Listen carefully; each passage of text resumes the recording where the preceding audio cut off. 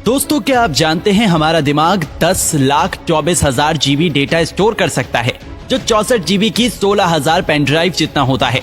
क्या आप जानते हैं हमारा दिमाग सभी चीजों को याद कैसे रखता है? हमारी मेमोरीज किसी एक चीज से नहीं बनी होती हैं। हमारी मेमोरीज में वो सब होता है जो हमने देखा होगा, सुना होगा, सूंघा होगा, टेस्ट किया होगा, और साथ ही हमारी फीलिंग्स भी तो होती हैं। ब्रेन से वो मेमोरीज को स्टोर करता है जो उसे इम्पोर्टेंट लगते हैं। जैसे अब आप ये वीडियो देख रहे हो, ये वीडियो आपके ब्रेन में स्टोर हो रही है, लेकिन आपके सामने जो दीवार है या आपके ऊपर जो फैन लगा हुआ है वो आपके दिमाग में स्टोर नहीं होगा, क्योंकि ब्रेन के लिए ये अभी इम्पोर्टेंट नहीं है। जब आप दीवार को देखने लगोगे तब ब्रेन उस दीवार के बारे में इंफॉर्मेशन स्टोर करने लगेगा। अब इंफॉर्मेशन कैसे स्टोर होती है? हमारी मेमोरी दो टाइप की होती है, शॉर्ट टर्म मेमोरी और long term memory. Short term memory एक कैरी बैग की तरह होती है। कैरी बैग में हम सामान तो रखते ही हैं, लेकिन घर पहुंचने के बाद उस सामान को हम उसकी जगह पर रख देते हैं। और लॉन्ग टर्म मेमोरी हमारे घर की तरह है, जहां हम सामान स्टोर कर रहे हैं। हमारे ब्रेन में अलग अलग पार्ट से इंफॉर्मेशन आ रही होती है, जैसे आंखों से जो हम देख रहे हैं, कान से जो हम सुन रहे हैं, मतलब पूरी बॉडी से इंफॉर्मेशन आ रही होती है। आंख से जो इंफॉर्मेशन आ रही है वो ब्रेन के इस वाले पार्ट में आती है। जो हम सुन रहे हैं वो इस वाले पार्ट में आती है। नाक से जो हम सूंघ रहे हैं वो इस वाले पार्ट में आती है। ब्रेन के अलग अलग पार्ट्स में इंफॉर्मेशन आ रही होती है। यहाँ इंफॉर्मेशन का मतलब इलेक्ट्रिकल सिग्नल्स हैं। जो भी इंफॉर्मेशन हमारी बॉडी में जाती है वो इंफॉर्मेशन ब्रेन तक पहुंचने से पहले इलेक्ट्रिकल सिग्नल में बदल जाती है। अलग अलग बॉडी पार्ट से जो इंफॉर्मेशन आ रही है वो जाती है शॉर्ट टर्म मेमोरी में, और ब्रेन में एक पार्ट होता है जिसे हम हिप्पोकैम्पस कहते हैं। इस पार्ट का काम होता है शॉर्ट टर्म मेमोरी को लॉन्ग टर्म मेमोरी में भेजना, और हिप्पोकैम्पस सिर्फ उसी इंफॉर्मेशन को लॉन्ग टर्म में भेजता है जो इम्पोर्टेंट होती है। और शॉर्ट टर्म मेमोरी में इंफॉर्मेशन से 20 सेकंड के लिए रहती है। उन 20 सेकंड में अगर इंफॉर्मेशन लॉन्ग टर्म में चली जाती है तो वो हमें याद रह जाती है, लेकिन अगर नहीं जाती है तो उस इंफॉर्मेशन को हम भूल जाते हैं। अभी आपको मैं एक नंबर बताता हूँ जो आप स्क्रीन पर देख रहे हो। ये नंबर शायद अब आपको याद नहीं रहेगा, लेकिन अगर आप इस नंबर को रिपीट करते जाते हैं तो ये आपकी लॉन्ग टर्म मेमोरी में चला जाएगा। तो अब मैं आपसे पूछता हूँ, क्या आपको वो नंबर याद है? ज्यादा चांसेस हैं कि आपको याद नहीं होगा, और आपके साथ ऐसा तब हुआ होगा जब आप किसी काम के लिए अपने रूम से बाहर जाते हैं और आप भूल जाते हैं क्या आप यहाँ किस लिए आए थे। ऐसा इसलिए होता है क्योंकि जो काम आप करने आए हो वो काम आपकी लॉन्ग टर्म मेमोरी में स्टोर नहीं होता है, और शॉर्ट टर्म मेमोरी से तो 20 सेकंड बाद ही निकल जाता है। अब ये देखेंगे कि लॉन्ग टर्म मेमोरी में आखिर इंफॉर्मेशन स्टोर कैसे होती है। हमारे ब्रेन में ऐसे बहुत सारे न्यूरॉन्स होते हैं, और यही न्यूरॉन्स हमारी मेमोरी याददाश्त को स्टोर करते हैं, और ब्रेन में ये न्यूरॉन्स की मात्रा में अरबों में होती है। जब हिप्पोकैम्पस से इंफॉर्मेशन लॉन्ग टर्म मेमोरी में आती है तो इंफॉर्मेशन न्यूरॉन्स में आती है। इन न्यूरॉन्स के बीच में न गैप होती है, और न्यूरॉन्स एक दूसरे तक इंफॉर्मेशन पहुंचाने के लिए एक दूसरे से जुड़ जाते हैं, और न्यूरॉन्स के बीच एक कनेक्शन बन जाता है, और उस कनेक्शन को सिनेप्स कहते हैं। इंफॉर्मेशन न्यूरॉन में नहीं बल्कि कनेक्शन में स्टोर होती है। जितनी ज्यादा कनेक्शन स्ट्रॉन्ग होगा उतनी ही अच्छे से हमें वो इन्फॉर्मेशन याद रहेगी, और अगर वो कनेक्शन कमजोर होगा तो हम उस इन्फॉर्मेशन को भूल जाएंगे। इन सब के बीच हिप्पोकैम्पस बहुत जरूरी है इन्फॉर्मेशन स्टोर करने के लिए।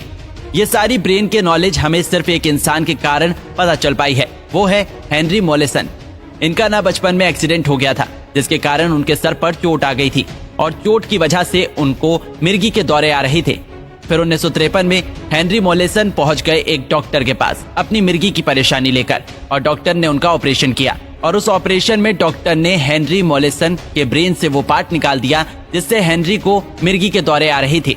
उस टाइम तक किसी को भी ये नहीं पता था कि जो पार्ट निकाला जा रहा है वो कितना जरूरी पार्ट है। डॉक्टर ने जो पार्ट निकाला था वो पार्ट था हिप्पोकैम्पस। अब हिप्पोकैम्पस का काम है नई मेमोरी को लॉन्ग टर्म मेमोरी में स्टोर करना, लेकिन हेनरी का हिप्पोकैम्पस तो निकाल दिया गया था, और इसीलिए हेनरी उस ऑपरेशन के बाद से ही मेमोरी स्टोर नहीं कर पा रहे थे।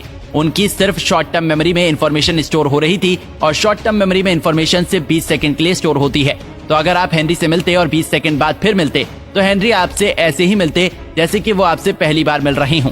इस पॉइंट के बाद हमें ये पता चला कि लॉन्ग टर्म मेमोरी के 3 टाइप्स होते हैं, episodic memory, semantic memory, procedural memory. Episodic memory वो मेमोरी होती है जिनसे आप एक एपिसोड बनाकर सुन सकते हैं। जैसे अगर मैं आपसे पूछता हूँ कि आपका आज का दिन कैसा गुजरा, तो आप ये मेमोरी मुझे एक एपिसोड की तरह सुना पाएंगे। या फिर अगर मैं आपसे पूछता हूँ कि आपका स्कूल कैसा था, तो आप ये भी मुझे एक एपिसोड की तरह सुना पाएंगे। तो इस तरह के मेमोरीज होते हैं एपिसोडिक मेमोरीज। सिमेंटिक मेमोरीज में names, facts, general knowledge, dates, इस तरह की इंफॉर्मेशन होती हैं। और प्रोसीजरल मेमोरीज वो मेमोरीज होती हैं जिनमें आपने कुछ सीखा होगा, जैसे स्विमिंग, साइकिलिंग, ड्राइंग, मतलब जो कुछ भी आप सीखते हो वो स्टोर होता है प्रोसीजरल मेमोरी में। और प्रोसीजरल मेमोरी को हिप्पोकैम्पस की जरूरत नहीं होती है। क्या आपको पता है हमारे ब्रेन में कितने मेमोरीज आ सकते हैं? अनलिमिटेड, क्योंकि न्यूरॉन्स होते हैं बिलियंस, अरबों में, और हर न्यूरॉन्स के मिलियंस में, करोड़ों में कनेक्शंस होते हैं। लेकिन हम बहुत सारी चीजें भूल जाते हैं। ये क्यों होता है? हमें वो चीजें अच्छे से याद रहते हैं जो हमें पसंद होते हैं और हमारे लिए इम्पोर्टेंट भी होते हैं, और वो चीजें तो हम भूल जाते हैं जो हमारे लिए इम्पोर्टेंट नहीं होते हैं, क्योंकि ऐसी मेमोरीज के न्यूरॉन्स के बीच जो कनेक्शन है वो कमजोर होता है, और वही इंपॉर्टेंट मेमोरीज के न्यूरॉन्स के बीच जो कनेक्शन है वो बहुत मजबूत होता है। तो वीक कनेक्शन के कारण हम चीजें भूल जाते हैं। अगर आप कुछ भूल जाते हो तो आप न्यूरॉन्स के बीच जो कनेक्शन है उसको मजबूत भी कर सकते हो। आप जितना ज्यादा उस चीज के बारे में सोचेंगे या पढ़ेंगे उतना ही ज्यादा न्यूरॉन्स का कनेक्शन मजबूत होगा। और एज के साथ भी तो हम चीजें भूल जाते हैं। जैसे बूढ़े लोग अपने पास का बहुत कुछ भूल जाते हैं। ऐसा इसलिए होता है क्योंकि एज के साथ सिनेप्स, जो न्यूरॉन्स के बीच कनेक्शन है, वो कमजोर हो जाते हैं। और इतना ही नहीं, एज के साथ हमारे ब्रेन का साइज भी छोटा हो जाता है, जिसके कारण हर 10 साल में हिप्पोकैम्पस अपने 5% न्यूरॉन्स खो देता है, जिससे फिर नई मेमोरीज बनने में दिक्कत होती है। हम सबको ये तो पता है कि बादाम खाने से हमारी मेमोरी और अच्छी हो जाती है, लेकिन क्या आपने कभी सोचा है कि बादाम में ऐसा क्या खास है जिससे ब्रेन और अच्छा हो जाता है? जैसा कि मैंने आपको बताया था कि न्यूरॉन्स के बीच गैप होता है, तो न्यूरॉन्स एक दूसरे तक इंफॉर्मेशन पहुंचाने के लिए केमिकल का इस्तेमाल करते हैं, जो कि है एसिटिलकोलिन। तो बादाम खाने से केमिकल की मात्रा बढ़ जाती है और न्यूरॉन्स के बीच कनेक्शंस और अच्छे से बन पाते हैं। और जब हम सोते हैं तब हमारा ब्रेन न्यूरॉन्स के कनेक्शंस पर काम करता है, जिसके बाद फिर न्यूरॉन्स का कनेक्शन और अच्छा हो जाता है। तो उन्हें मेमोरी स्टोर करने के लिए सोना बहुत जरूरी है। तो दोस्तों, इसी तरह काम करता है हमारा दिमाग। आपको ये वीडियो कैसी लगी हमें नीचे कमेंट करके जरूर बताइएगा।